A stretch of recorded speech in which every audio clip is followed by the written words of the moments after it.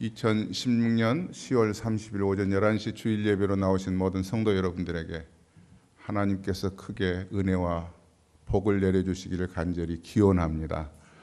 우리의 인생은 하나님의 도움 없으면 살 수가 없습니다. 하나님이 순간순간 지켜주시기 때문에 오늘 여기까지 왔다고 우리는 부인할 수 없고 분명히 그렇게 믿고 살아갑니다. 여러분들 자유하십니까? 진정한 자유가 여러분들에게 있으시나요? 1992년 시카고에서 북쪽으로 약 50마일쯤 떨어진 오키간이라는 곳에서 11살 여아를 성폭행하고 살인했다고 하는 혐의로 종신형을 선고받고 복역했던 한 남성이 있었습니다. 그는 20년간 복역을 하면서 종신형으로 살아갈 뻔했는데 재심을 청구하고 과학이 발달하는 것으로 인해서 DNA 검사를 통하여 이 사람이 범인이 아니다 하는 것이 결정이 돼서 최종 대법원에서 2012년 지금부터 4년 전에 무혐의로 무죄 석방을 받았습니다. 그 사람이 나오면서 감옥에서 밖으로 나오면서 얼마나 좋아하는지, 하마터면 평생을 감옥에서 살 뻔했네. 그리고 나중에 진범이 잡혀서 다시 종신형을 받았습니다. 자유한 거죠, 이게. 그죠? 자유죠. 그러나 진정한 자유에는 조금 못 미친다고 생각이 됩니다. 그럼 진정한 자유는 무엇이 자유인가? 한 남성이 50을 훌쩍 넘어서 이제 가정의 가장으로 행복한 생활을 누리고 있는데 아내와 대학 1학년에 다니는 아들과 고등학교 2학년 다니는 딸을 키워가면서 정말 행복하게 살았습니다. 그런데 이분이 목사님을 찾아왔습니다. 목사님, 제 얘기를 좀 들어주세요. 수심이 가득했습니다. 무엇이 저렇게 얼굴을 그늘이 진 채 찾아왔을까? 근데 목사님, 저를 위해서 기도해 주세요. 저 목사님 만나고 난 다음에는 이제 자살하려고 합니다. 왜요? 정말 아내에게도 말하고 싶지 않고 부끄럽고 아이들에게는 더더욱 아버지가 이런 인간이라는 것을 보여주기 싫습니다. 얘기를 들어보니까 회사 돈을 어마어마하게 횡령을 했습니다.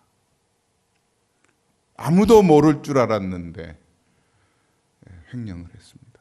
그게 드러나게 되었고 이제는 도무지 그것을 이겨낼 수 있는 비웃음과 비난과 조롱과 직장은 직장대로, 가정에서는 가정대로, 아이들이 학교에서 니네 아버지가 이런 사람이라며, 또 심지어는 교회에서 아니 그런 직분을 가지고 있으면서 그런 짓을 했어?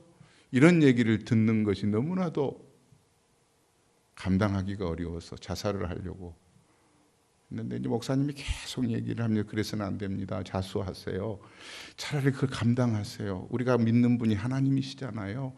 세상에서도 형을 사시면 되겠고요. 아이들도 도와줄 거예요. 아내도 남편 모른 척하지 않을 거예요. 하고 아무리 설명을 하고 이 얘기를 받아들이지 않습니다. 마음이 꽉 닫혀 있었어요. 그리고는 기도해 달라고 그러니까 기도하면서도 목사님이 하나님, 이 아들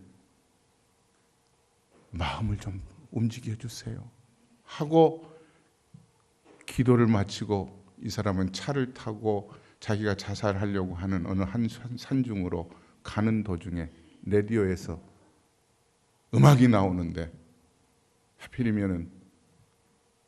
아니죠. 하나님께서 역사하셨죠. 어메이징 그레이스 찬양이 나오는 거예요. 나 같은 죄인 살리신 이 은혜, 주 은혜 놀라와 잃었던 생명 찾았고 광명을 얻었네. 이 찬양이 나오는데 이 사람이 이 찬양을 듣고 어쩔 줄 몰라 하는 거예요. 나 같은 죄인 살리신 그냥 평상시에 우리도 노래 들을 수 있잖아요. 찬송 들을 수 있잖아요. 그런데 이분이 그 찬송을 들으면서 결국은 자살을 포기하고 자수를 했습니다. 여러분, 무엇이 이 사람을 자살하려고 하는 그 길목에서 돌이켜서 모든 것을 다 털어놓고 광명을 찾게 해 주었을까요? 무엇일까요?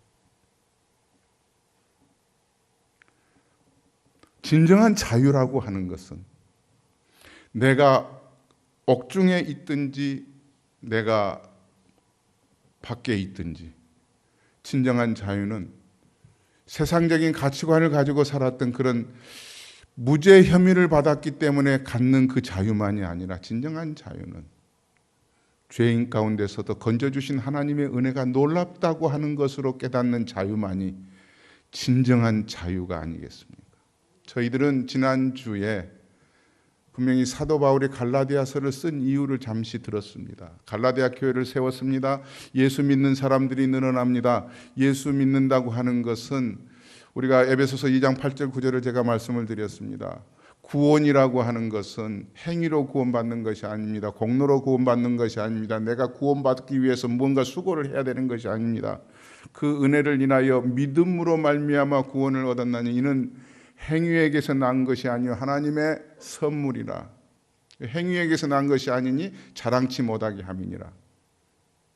조금 틀렸죠? 그 은혜를 인하여 믿음으로 말미암아 구원을 얻었나니 사람에게서 난 것이 아니요 하나님의 선물이라. 행위에게서 난 것이 아니니 누구도 자랑치 못하게 함이니라. 그랬는데 이것이 바른 복음인데, 다른 복음을 다른 거짓 선생들이 와서 자꾸 그들에게 야야 그래서는 안 되는 거야, 이거 지켜야 돼, 너 할례 받았어?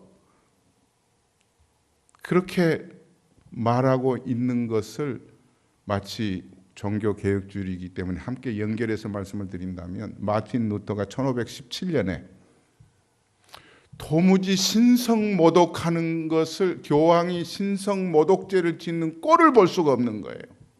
마틴 루터가 어떻게 저렇게 말을 할 수가 있어. 그래서 조목조목 95개 조항을 써서 자기가 재직하고 있는 대학교 정문에다가 붙였습니다. 다시 말하면 오직 마틴 루터가 이거 쓴 것은 종교개혁의 시발점이 되리라고는 전혀 생각지도 못한 거예요. 가장 중요한 것만 그는 골라서 썼던 거예요. 성경으로 돌아가자. 오직 성경으로. 우리가 자유케 된 것은, 구원받은 것은 오직 믿음으로 구원받는 것이다.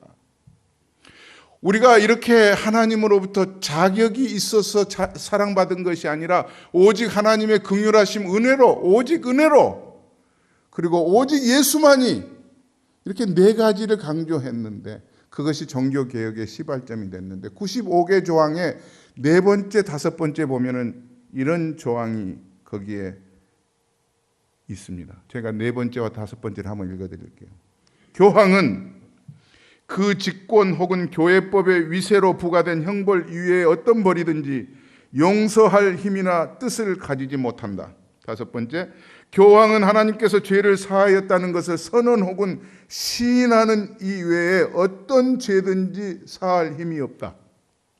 근데 교황이 소위 구원받으려면은 이거 면죄부라고 하는 것을 만들어 가지고 이거 사야 돼. 이거 500불이야.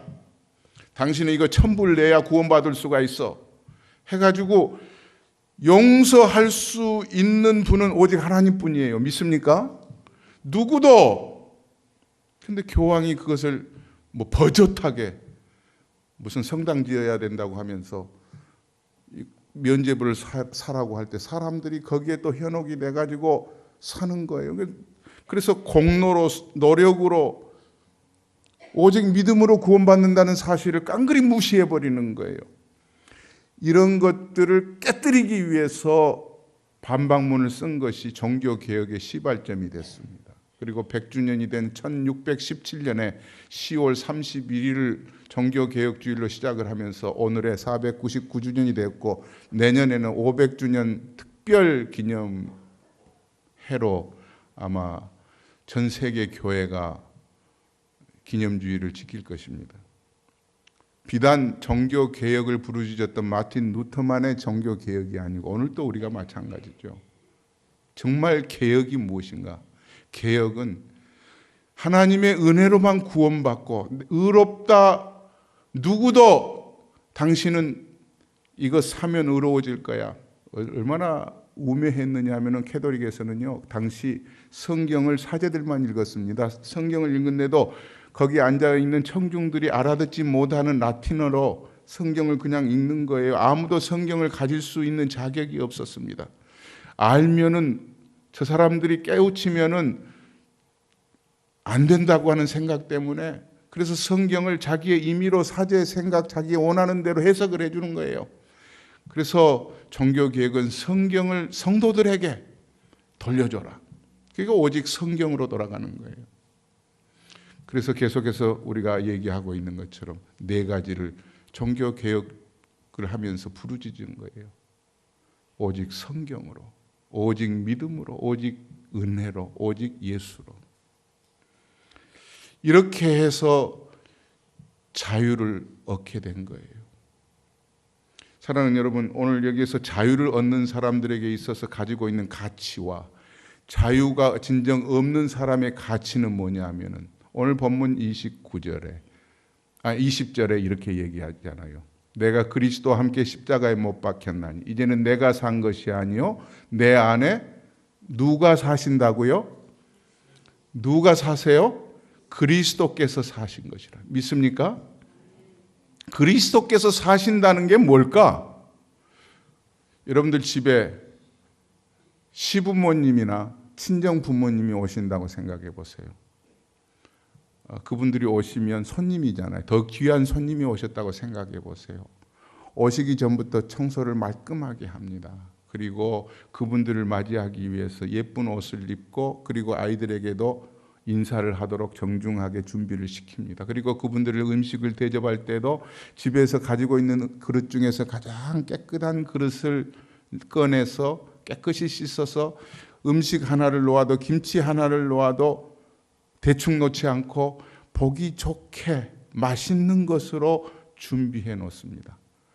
이분들을 맞이하면서 이분들이 함께 집 안에서 머물러 계시는 동안은 부부간의, 부모와 자녀들 간의 대화법도 표현도 상당히 조심스럽습니다. 반말이 없습니다. 부부간에도 예의를 지킵니다. 이런 귀한 손님이 와 계시는 동안 하물며 내 안에 그리스도께서 와 계신다고 하는 것은 어떠해야 되겠는가요? 이게 진정한 내 안에 그리스도께서 와 계시는 것은, 내가 그리스도와 함께 십자가에 못 박혔나니 그런즉 이제는 내가 사는 것이 아니 오직 내 안에 그리스도께서 사시는 것이라. 이제 내가 육체 가운데 사는 것은 나를 사랑하사 나를 위하여 자기 몸을 버리신 하나님의 아들을 믿는 믿음 안에서 사는 것이라.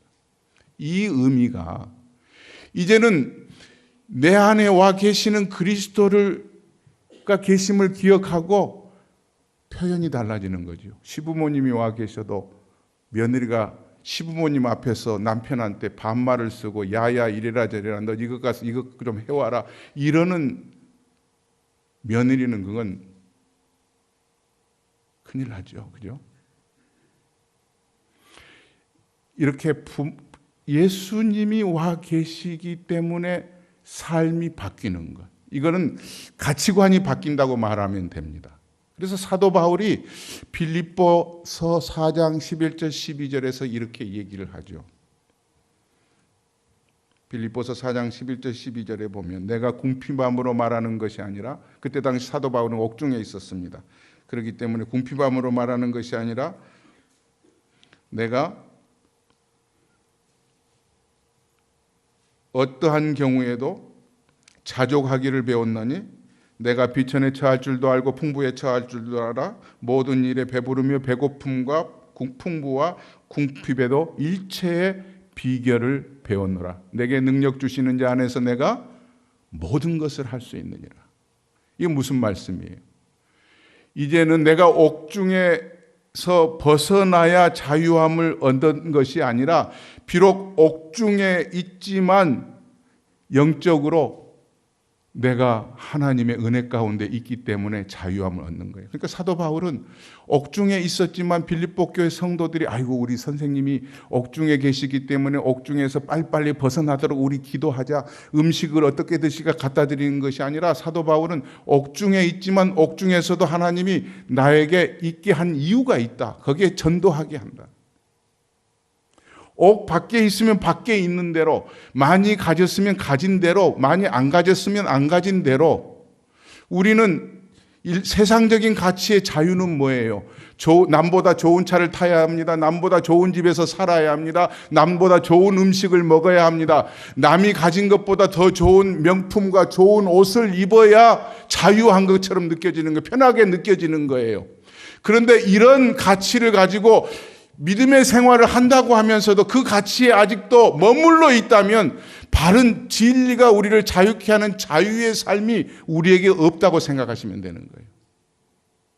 우리가 정말로 진리가 우리를 자유케 한다면 내가 무슨 음식을 먹어도, 내가 건강이 좋지 않아도, 내가 무엇인가 의해서 억눌림을 받고 있고 어려움을 당하고 있어도 그것으로 인해서 사도 바울이 말하는 것처럼 자족하고 배고픔과 풍부와 궁핍에도 처할 줄 알아 일체의 비결을 배웠노라. 내게 능력 주시는 자 안에서 내가 모든 것을 할 수 있느니라. 믿습니까? 여러분들이 구역예배를 드리고 구역예배의 기도 제목들을 이렇게 쓴 것을 보시면은요, 거기에서 조금 더 한 단계 가시는 것을 글로 표현을 안 하셨더라고요. 예를 들어서 건강이 좋아지면 좋겠습니다. 몸이 불편한 분이 그렇게 기도 제목을 말씀하셔서 구역장이 써주셨을 거예요. 권찰님이나. 근데 그 뒤에 하신 말씀을 기록이 안 된 거예요. 그 하신 말씀을 제가 쓰시진 않았지만 제가 읽었어요. 무슨 말이에요? 몸이 건강하지 않아서 건강하기를 원합니다만 건강하지 않는 가운데서도 불편한 마음 갖지 않게 하시고 오히려 그 가운데서도 하나님의 은혜를 놓치지 않게 해 주옵소서. 이게 적혀 있는 것을 제가 읽었어요. 믿습니까? 예. 비록 경제적인 어려움에서 사업이 어렵고 아이들이 이런저런 모양으로 기도 제목이 있는데 그럼에도 불구하고 그 처해 있는 환경에서도 하나님의 하나님 되심을 결코 잃지 않고 붙들고 살게 해 주옵소서. 이게 자유함을 얻는 성도의 모습이죠. 두 번째 자유는 무엇이냐 하면 이사야서 43장 4절에 있는 말씀인데요. 한 여인이 사춘기를 지나면서 내 인생이 이렇게 추할 수가 없다, 천할 수가 없다, 이런 얘기를 해요. 실제로 있었던 이야기예요. 저는 그곳에 방문도 해봤는데요. 이 여인이 태어날 때 어머니로부터 태어나고 난 다음에 4살, 5살 때부터 엄마가 이런 얘기를 하는 것을 귀가 따갑도록 듣고 자랐어요. 야야, 이 뭐다 하면서 내가 너를 떼려고 소위 낙태하려고 3번이나 시도했는데 네가 죽지 않고 그래서 어쩔 수 없이 낳았단다. 아이고, 너만 낳지 않았더라면 내 인생이 이렇게까지 힘들지는 않았을 텐데 너 때문에 내가 엄마가 뭐 이렇게 얘기를 하고 자라나는 그 여인의 자아상이 어떻겠어요? 완전히 일그러진 자아상이죠. 그러다 보니까 그런 얘기를 듣고 나니까 자기도 자기를 볼 때 엄마가 그런 얘기를 하니까 자기도 그런 인간으로 그냥 그렇게 머물러 있는 거예요. 내 인생이 그런 인간이구나. 나는 쓸모없는 인간이구나. 나는 그렇게 세상에 태어나서는 안 되는 존재인데 태어났구나. 그러다가 몸을 파는 사창가로 몸을 던져버린 거예요. 그러는 중에 복음을 듣게 됩니다. 서울 사랑의 교회 지금 건물 말고 그 건물 건너편 길 건너편에 사랑의 교회에서 부속기관으로 하는 이런 사창가에 있는 여인들을 복음으로 전도해서 그들을 돕는 그런 기관이 있었어요. 그 기관에서 한번 예배하러 갔다가 간증하는 얘기를 그분 직접 이 얘기를 제가 그분에게 들은 거예요. 자기는 그런 인간이었다는 거죠. 그런데 예수님을 복음을 통해서 듣게 되는, 처음 들었을 때는 귀에 들리지를 않더라는 겁니다. 무슨 저건 나하고는 관계없는 얘기야. 무슨 저런 사치스러운 얘기가 나한테. 자기는 죽지 못해서 사는 인간이었어요. 그런데 복음으로 듣게 되는 겁니다. 자기 마음속에 많은 성경 말씀을 들려주는 중에 이 말씀이 마음에 꽂힌 거예요. 그 말씀이 뭐냐면 이사야서 43장 4절에 있는 말씀인데, 하나님께서 너는 내가 가장 보배롭고 존귀하게 여긴다, 이 말씀이었어요. 너는 내가 누가 뭐라고 해도 너는 내 다이아몬드야. 너는 내게는 너는 어떤 여인보다도 최고의 인생이야. 그 말씀이 그 마음속에 꽂혀가지고 자기가 헤어나올 수 없는 사창가에서 나도 하나님의 존귀한 자구나. 나도 세상에서 떳떳하게 살아갈 수 있는 인생이구나.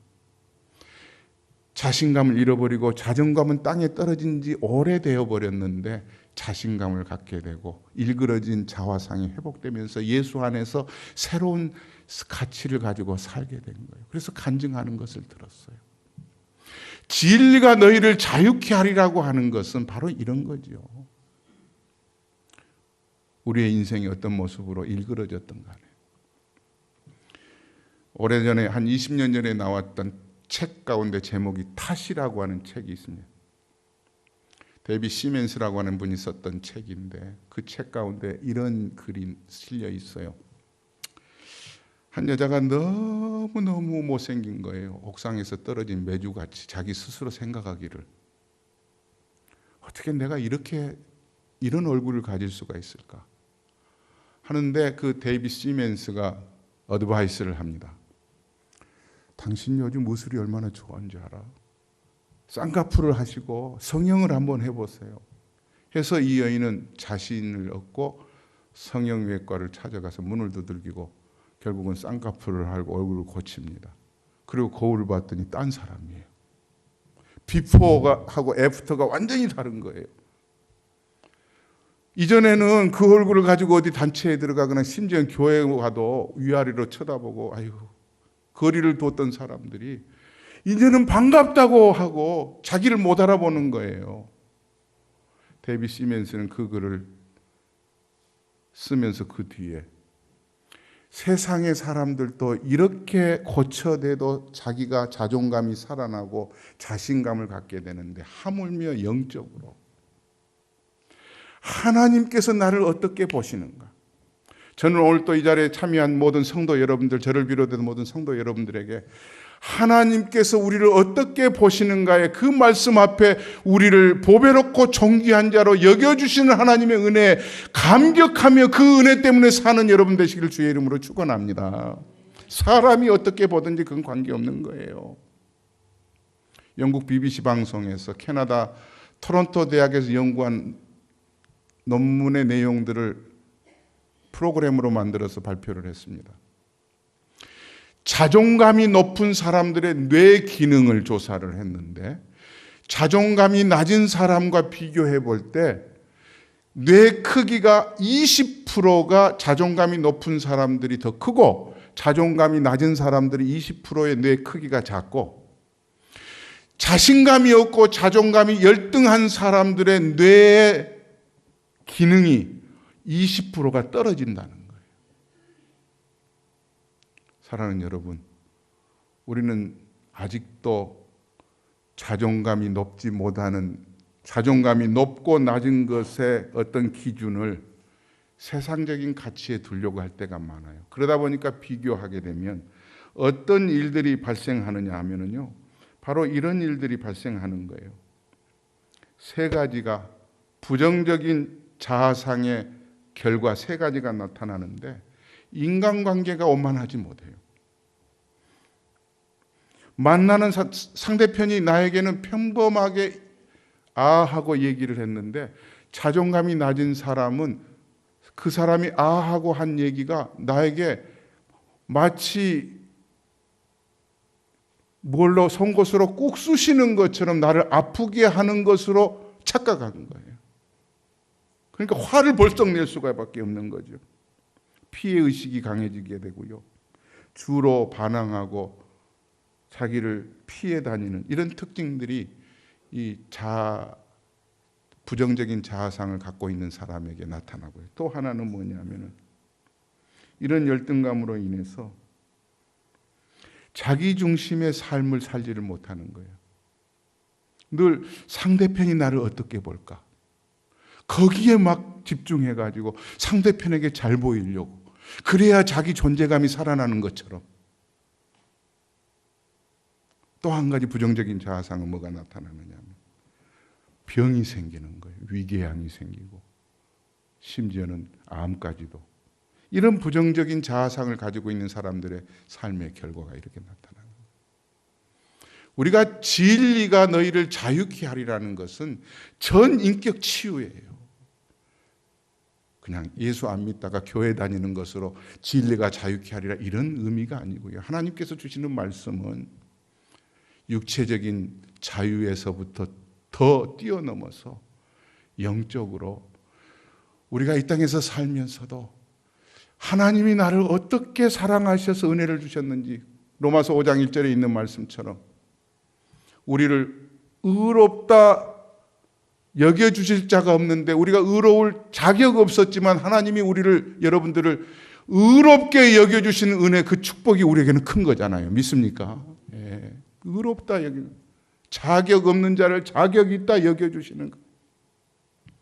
심지어는 하나님의 긍휼과 은혜를 받고 하나님께서 말씀하시기를 너는 누구보다도 내게는 보석과 같은 존재야. 보배롭고 존귀하다는 겁니다. 존귀하다는 거예요. 우리를 이렇게 여겨주시는 분이 세상 사람이 이렇게 여겨주어도 얼마나 우리는 자신감 있게 살겠어요. 그러잖아요. 그런데 부모님이 나를 귀하게 여겨주신다고 해도 형제들 간에도요. 아버지가 그 형제 중에서 한 아이에게 훨씬 더 조금 더 용돈도 더 주고 더 머리를 쓰다듬어 주어도 그 아이는 다른 애에 비해서 아버지를 보는 얼굴이 훨씬 달라요. 떳떳해요. 늘 당차요. 하물며 세상을 주관하시는 살아계신 하나님께서 지금도 우리들을 가장 보배롭게 존귀한 자로 여겨주신다고 할 때 우리들의 삶이 세상에서 어떤 모습으로 산다고 할지라도 그것이 우리의 자존감을 좌우하지 못한다는 거예요. 믿습니까? 그렇기 때문에 여러분들 위축되면 안 돼요. 그 자아상이 살아나야 된다는 거예요. 심지어 이사야서 49장 이후에 보면 이런 말씀을 하나님께서 기록해 놓고 계세요. 여인이 어찌 그 젖먹는 자식을 잊겠으며 자기 태에서 난 아들을 긍휼히 여기지 않겠느냐. 그들은 혹시 잊을지라도 나는 너를 잊지 아니할 것이라. 무슨 말씀이에요? 엄마가 나를 낳아주었는데 엄마가 어떻게 자기 새끼를 모른 척 하겠느냐는 거예요. 그는 요즘 모른 척 하잖아요. 그러나 하나님께서는 그 엄마가 자기 낳은 자식을 모른 척 할지라도 하나님은 모른 척 하시지 않는다는 거죠. 이것 때문에 우리는 당당하게 어깨 펴고 우리가 환경이 어떠다 하든지 간에 하나님의 은혜로 살아갈 수 있을 줄로 믿습니다. 우리의 구원은 노력이나 공로나 교황이 구원을 결정하지 않아요. 오직 예수 그리스도를 통해서 하나님이 주시는 그 은혜로 구원이 이루어집니다. 믿습니까? 그러나 그 구원을 결정하는 결정은 은혜로 결정되지만 그것을 자꾸 행위로 결정하려고 하는 사람들의 말들이 지금도 교회 안에 자꾸 들어오는 거예요. 그러나 구원받은 자는 행위가 증명하는 거예요. 무슨 얘기인지 아시겠죠? 내가 구원받았다고 하는 것은 내가 하고 있는 행위가 말하는 것, 예배하는 자세, 하나님을 섬기는 그 모습, 선행이나 도덕이 구원을 결정하지는 않지만 구원받은 자의 모습은 선행이나 도덕이나 이런 것이 증명한다는 거예요. 그래서 야고보서는 이렇게 얘기하죠. 행위 없는 믿음은 죽은 믿음이라. 기도하겠습니다.